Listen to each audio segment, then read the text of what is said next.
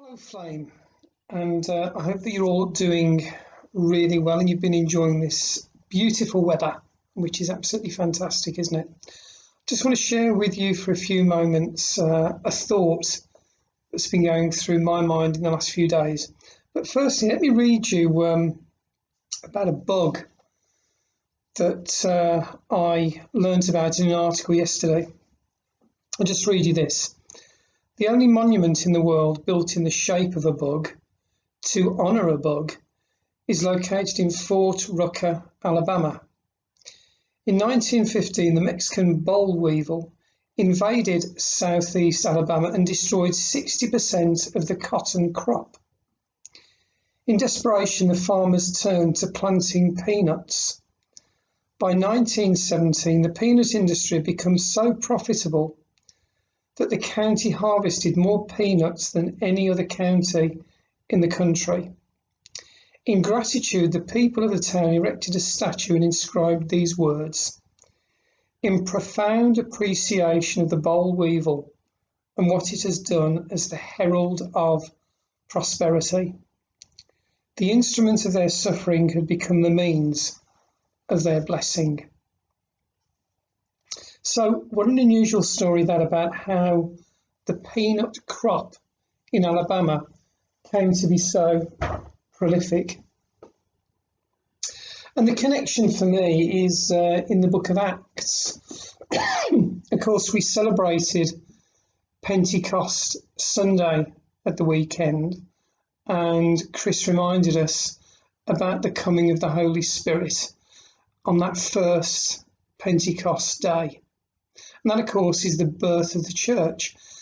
And perhaps like you, I've been reading through the book of Acts and reminding myself again about the way the Holy Spirit came upon people and how he began to work in the church. And it's remarkable and exciting, isn't it, when you read the stories there of the things that the Holy Spirit did through people, starting right at the beginning with the miracle done by Peter and John when they went up to pray and they healed that lame man at 3 o'clock in the afternoon when they were going to prayer. And then there are a fantastic series of other events that you can read about as we see the early church being transformed by the Holy Spirit working in their lives. And if you're like me, maybe that's your prayer, that you would see the Holy Spirit working in the church in that way, and indeed in our fellowship and in our lives. Wouldn't it be incredible if the people in Blackheath were talking like the people in Jerusalem did about this group of believers who were seeing God work in their midst in a tremendous, exciting, miraculous way? Excuse me. And of course, at the forefront of all of that, we read about the Apostle Paul and that amazing transformation that he went through on the road when he was blinded by that light, and God touched him and told him he was going to be his instrument. And we read there about the fantastic things that Paul did, including, of course, at raising that young man from the dead when he fell off the windowsill after listening to Paul go on and on and on in a sermon, something perhaps we can all identify with. What really surprises me, though, when you read the book of Acts is the things that aren't said, because you read about some, some particular instances, but we don't hear a lot about the ordinary day-to-day. But the thing that really struck me this week is the story in Acts chapter 24, and this is about when Paul is being put on trial before Felix.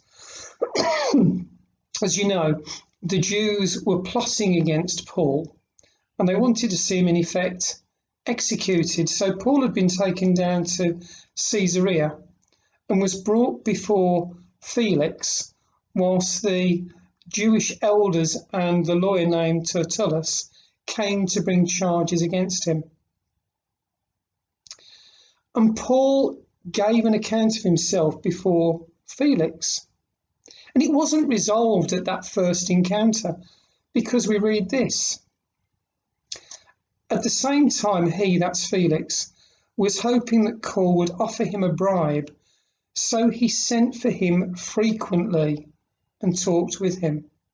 So over a long period of time, Felix called Paul before him. But in verse 27 of chapter 24, we read this. When 2 years had passed, Felix was succeeded by Porcius Festus.